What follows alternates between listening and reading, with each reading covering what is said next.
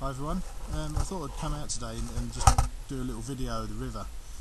Sorry about the blue tinge, but I've had to put on one of the settings on the camera differently to compensate for the snow and the bright light.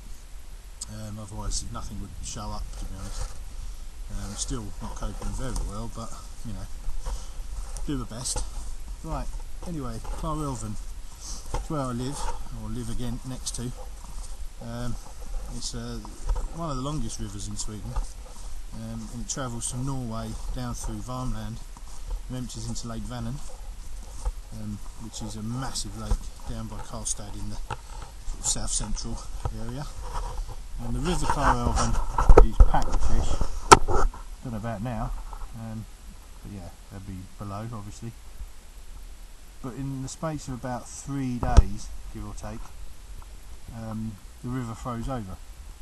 I don't know if you can really make out. I mean, there's a house up there, which is quite a big, not a big house, but it's not small.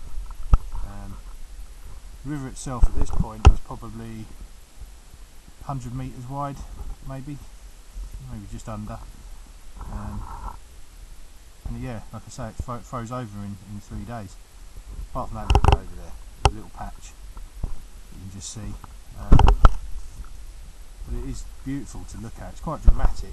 You know, you've got bits, all these bits are just like tectonic plates, you know, pushing up and creating mountain ranges of themselves, which is pretty cool. Looking over the other side of the river, over the trees, it looks like there's another storm or snow clouds coming in. We had quite a downpour, smattering this morning, probably 2-3 inches, and then it died off again. Now it's just bright. So yeah, bushcraft jacket I'm wearing is my Ridgeline Monsoon. If you go to my blog, which is all the W's, northknifelemon.blogspot.com, you'll see how I made it. The jacket is actually a Ridgeline Monsoon. It's based on the tar anorak style of coat, but half the price. Can't fault the coat at all, it's spot on. The only dislike was the hood design on the first model, which is this one. Had a very small point on the neck where it was joined and nothing to hold it, you know, this way up here, so it flapped around a lot and was quite annoying in the wind. Not really being one for wearing hoods, I didn't bother most of the time. You couldn't tuck it in the collar because it made the collar so rigid, it was like Elvis. So I ended up cutting the hood off, and then probably moved to Sweden, where I decided that actually I do need a hood. Good move. So what I've done is fit some poppers, so I can now remove the hood anyway in the summer.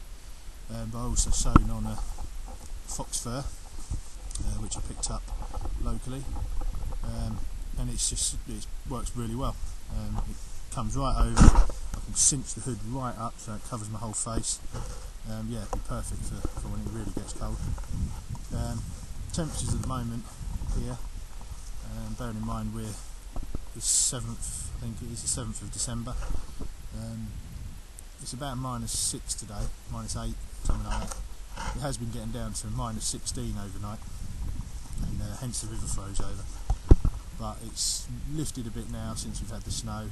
The sun is desperately trying to come out and failing. But it's, you know, it's bearable, it's quite comfortable. But yeah, anyway, getting back to the coat. I've updated it slightly. I've sort of sewn on some designs here. And one on the hem, I don't know if you can see that. And also on the cuffs. Again. It's kind of a design really. I mean, a lot of people have done it. It's kind of in line with the sort of far north Lapland, Sami type designs.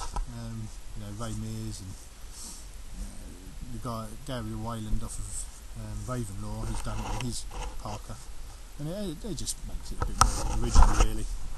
But yeah, I mean, it's quite good fun. You can jazz up your clothing. I mean, bushcraft jackets or, you know, these kind of outdoor coats aren't the prettiest of items really. And if you're like me and you like a bit of style, a bit of design. You know, why not? What else have I got on? I'm wearing trousers that are made by a company in Sweden called Pinewood. I think they're made in Sweden anyway, they might be American, not sure. But they're sort of a double lined and mesh lined as well inside, so weekend you sort of sweat away. But they're really comfortable, like a brush of cotton effect. The boots that I'm wearing, I'll try and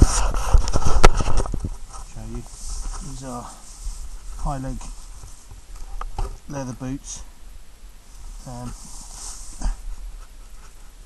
made by a company called Graninge, I think that's how you pronounce it. And man, they're spot on. I really like them. They're quite expensive. You know, you're pushing £300 for a pair of boots. But in this kind of environment where, you know, the weather's pretty awful sometimes, you need them. You know, you can't get away with cheap boots. You can't get away with cheap anything really. So yeah, winter in Sweden is definitely here, and it'll be here for a good few months. So yeah, keep watching my videos. I'm going to be putting some more videos on leatherwork. I've had a delivery now of some 4 hides that I ordered. So I'm going to be making some bushcraft type stuff. Sorry about the wind. You know, like leather sheaves. Going to make some Laplander pouches. You know, that kind of stuff. There's a local shop that said they'll sell. Hopefully, try and sell some of my knives for me. So yeah, watch this space. You never know. But anyway, I'll go now, and we'll check back soon. See ya.